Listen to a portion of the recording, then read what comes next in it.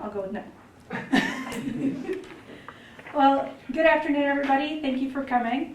My name is Chantel Gaynor. I am really happy to see everybody here today.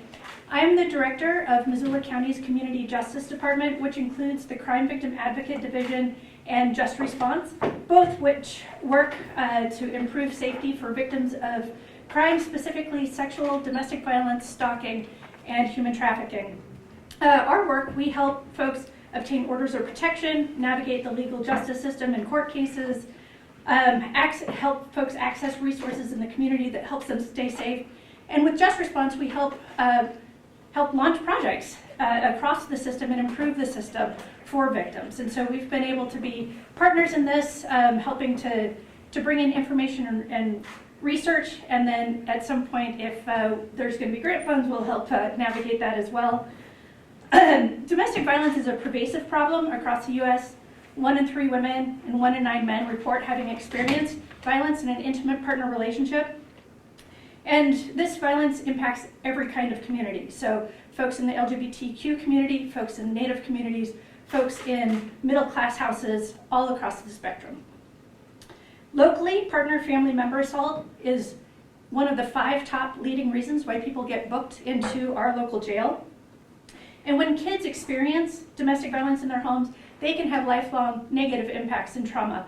And this can increase their risk for everything from substance use disorder, self-harm, or being part of cycles of violence themselves. And we know that Missoula struggles with these kinds of issues. However, Missoula has a long history of being innovative, identifying needs and meeting needs. So throughout the years, the city, the county, university, and our local nonprofits have done a lot to serve victims and defendants across the spectrum.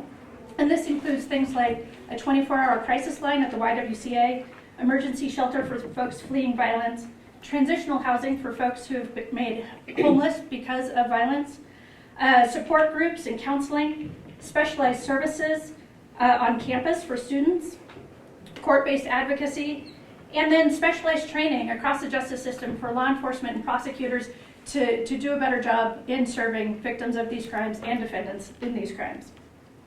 This court is the next step in that. So it's another brick in our foundation to improve services and improve outcomes in our community. So before Judge Beal comes up and talk, Ryan Michelson from the County Attorney's Office is going to come and talk a little bit about some of the impacts in our community, and then Judge Beal will tell you more about the court. I'm very excited and proud to be part of this, and I think this is a great step forward for Missoula.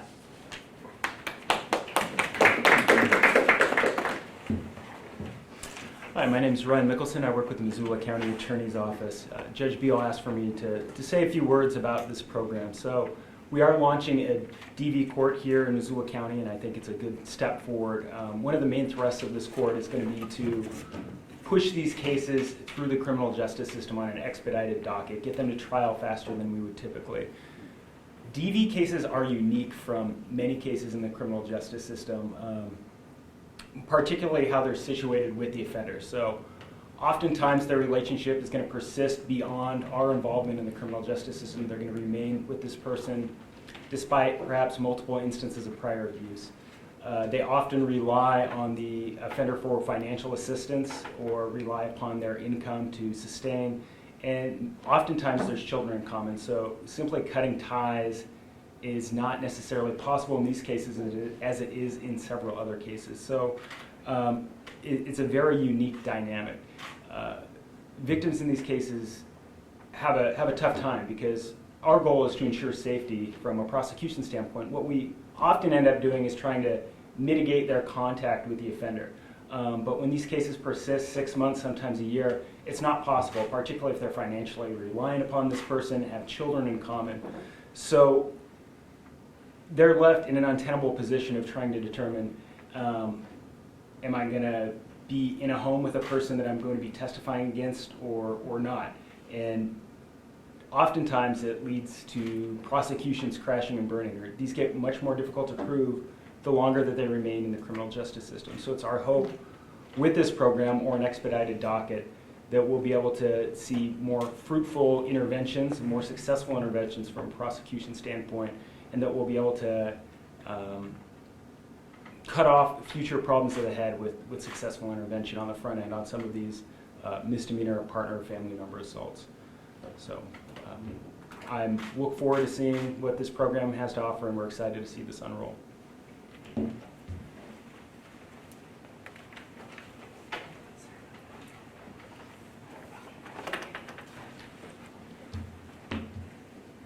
Good afternoon. Thank you all for being here. I'm Alex Beal. I'm one of the justices of the peace in Missoula, and I'm very proud today to be announcing the rollout of this domestic violence court that we have been working on for, implementing for about the last 4 months or so on a trial basis and talking about for years and years in the past. Our goal, as stated, is to expedite the time between someone being arrested and a resolution to that case. One of our main goals is that this be sort of outcome neutral. Everyone who comes before the court is presumed to be innocent, and nothing about this process should change that based on the speed. So one of the things that we have done is work closely with all of the various partners, both in the prosecution and on the defense side of things, to design a system that should maintain complete and total fairness for everyone involved. One of the benefits of doing this, one of the goals that we are doing, will also involve switching more of the domestic violence cases, ultimately probably all of them, into one court, and as a consequence of that, switching more and more and ultimately all of the DUIs to Judge Holloway, who handles a DUI treatment court as well, should provide for better outcomes, better resolutions of both of those things, and equal workloads.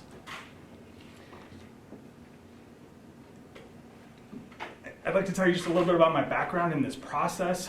When I was in law school, I worked in the city attorney's office. I worked for Judy Wang over there, and Judy was a tremendous advocate for domestic violence work in Missoula, and she told me lots of things, most of which I did not absorb in the least, certainly not at that point.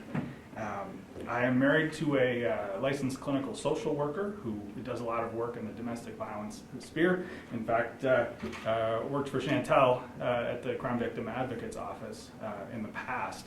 And I think it is important to note that in America and in the world, women have been explaining domestic violence to men forever, and too often we don't listen. We don't take it seriously. We don't do anything to address it. And I feel like sometimes that message has to come from someone else. Sometimes that message has to come from someone who looks like me and not someone who looks like Chantel. That for there to be positive change, there has to be that moment where someone in a position of power, and specifically a man in a position of power, can state to some other man, no, you can't do this. This is not okay. You need to behave differently in your life. So that's part of our goal here. Domestic violence is rough. It is a pervasive, multi-generational problem that has been going on forever. It is not going to solve itself in a day. The county's work in this area has gone on at least for 17 years. Throughout that time, there have been tremendous progress that's been made. During that time, a lot of people have not been fully served by the system either. I've been doing this long enough as first as an attorney and now as a judge, that I see the children, and in a couple of cases grandchildren, of people that I have dealt with before. And to see that cycle repeating and persisting forever suggests that something drastically different needs to be done. Sometimes the universe sends you a signal, and for me, it was that over a short period of time, quite a few people who I had dealt with on a sort of domestic violence, in domestic violence cases in the past, sort of popped back into my life. And they said to me that the system worked for me. That process worked for me. And I thought to myself, one, that's great. It's always nice to feel like you accomplished something, but more importantly, that system only works if people know that it's out there and if they know that it's there to take advantage of. And so part of the goal here is to publicize this, publicize all the fantastic work that the county has been doing over the years. The changes in how law enforcement investigates domestic violence have been fantastic and huge. The changes in terms of there being advocates available for survivors of domestic violence, the Victim Witness Coordinator Program, the County Attorney's Office, all these things are amazing. The new program of dedicated, specially trained special victim unit prosecutors in the County Attorney's Office, all of these things are wonderful and fantastic, and they only work if the court system can take it from there and get the case to the finish line in a fair way. And so I don't want the court to be the weak link in that process. If you're driving down the road and you're hit by a drunk driver, no one says, well, I'm going to think about how long the court system is going to take to process this to decide if I'm going to call 911. If someone breaks into your garage, if someone punches you on the side of the street and you've never met them, no one thinks about that. You just call 911 and it'll sort itself out. But domestic violence is absolutely different than that. The result, the process often dictates what happens, often dictates whether people report.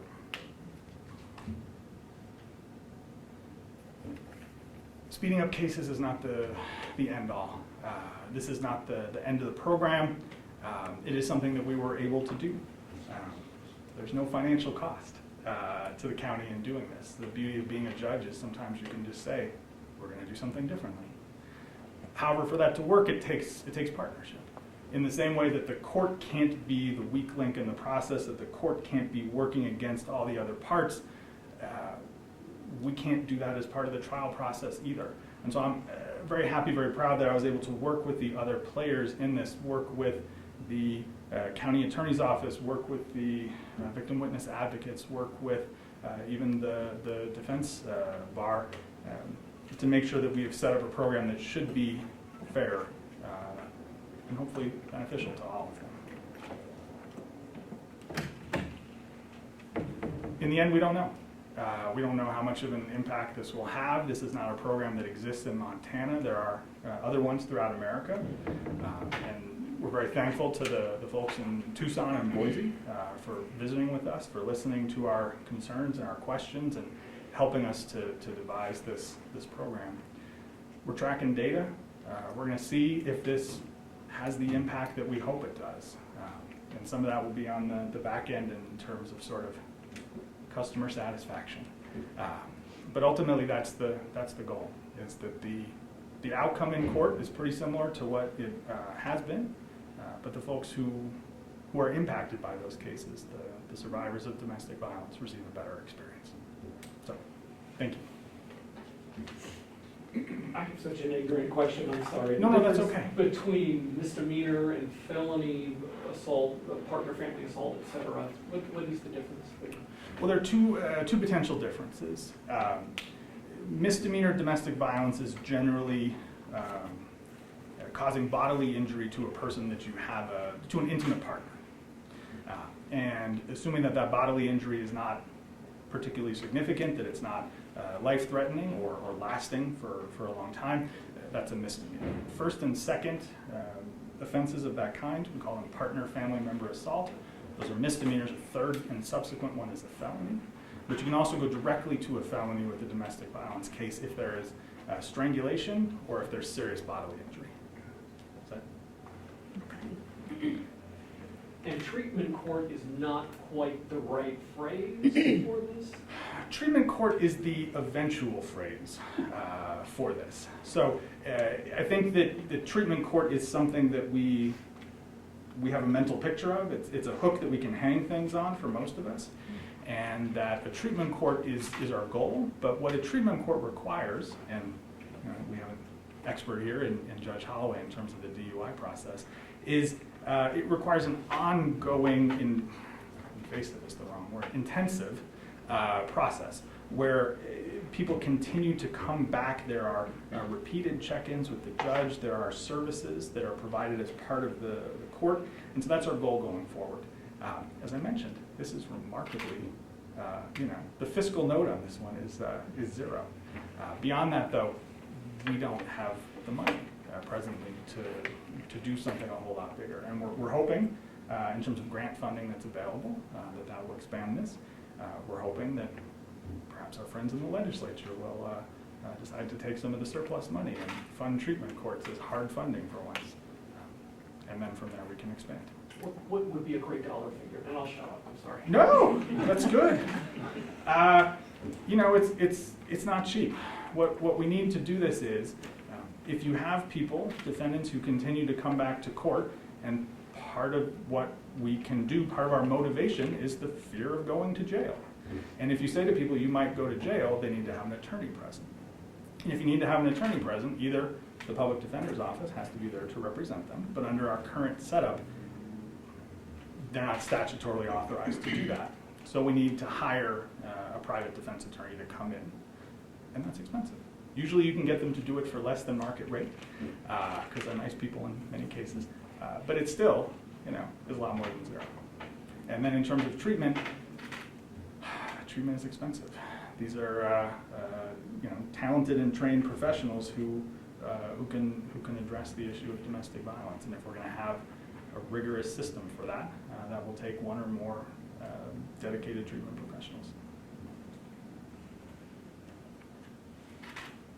You mentioned children earlier. How do you anticipate this expedited process to overlap, if at all, with any kind of CPS investigation or any related issues around possibly parenting classes or anything like that that is associated with exposure to domestic violence as an adult treatment? That's a great question.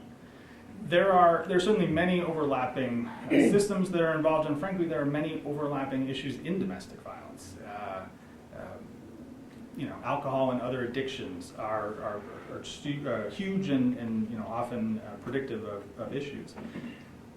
The goal here is just to get the case resolved, to get to whether that's a guilty plea, that's a trial, that's a dismissal, that's a amendment to a different charge. The court itself, right? We are neutral. We have no interest in what that outcome is. But if that outcome is a conviction for something for domestic violence, that's where our interest takes up to find a solution. That might mean working with Child and Family Services in terms of reunification plans or otherwise. It could be eventually this treatment court moving into district court. And so it would be able to fully wrap around some of those services involving CFS cases. For instance, the Family Drug Treatment Court, is it close? Family, there's the other one. Family Treatment Court? Family Treatment Court, thank you. I believe has some authority to sort of take in, you know, pieces at least of those child and family service cases, so I think that would be possible. Yeah. You spoke about modeling off of courts in Tucson and Boise and their successes and failures. What specific successes and failures did you see, and how did they influence Missoula's court? Or how will they? Yeah, they were really good conversations, and I appreciated the honesty of those places. Boise was quite honest in explaining that their first attempt at this was a colossal failure. So, you know, fair enough, that's out there. This is simple enough that I don't think we're going to have some of those issues. As you go on, our hope is to change some of the surrounding pieces of the post-sentencing puzzle, and that might include what I would call specialized probation. Probation officers specifically trained in some of the concerns, issues of domestic violence, and able to provide both support, but also to make sure that it's coming to the court's attention if there are issues, so that we can take action. National statistics show us that Indigenous men and women experience domestic violence at a higher rate. Is this something that you've seen reflected here in Missoula, and if so, will you address that in the treatment court? Anecdotally, certainly, yes, I have, and I know that that's a cultural issue that I am not going to be the expert on, and hopefully we would be able to partner with some other folks to address that. At the forefront, at the core of domestic violence, though, is cultural issues. And whether those cultural issues are, well, there are lots of cultures that have the exact same issue. How we address them may require some specifics of folks who can speak the language, but otherwise, primarily getting through to people that this is not okay is what we have to do. Yes. Can you expand on the treatment piece and what you mean? And I know that's down the road with funding Yeah. and stuff, but what would that look like? Well, I think historically, the gap between what we and even providers would want treatment to be and what is possible based on the funding that's available and the sort of self-pay funding that really we have to rely on, that's a pretty big gap. And so making sure that, number one, we all agree on what those best practices are for treatment. But two, we figure out how to remove the disincentives that are there, whether they're financial or time or otherwise, to make sure that if people are interested in changing their lives, that we can help them get there.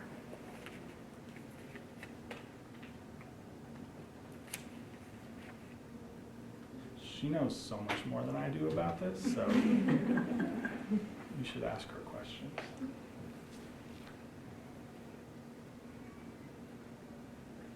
Anybody else? Really? If there aren't any further questions, thank you for coming.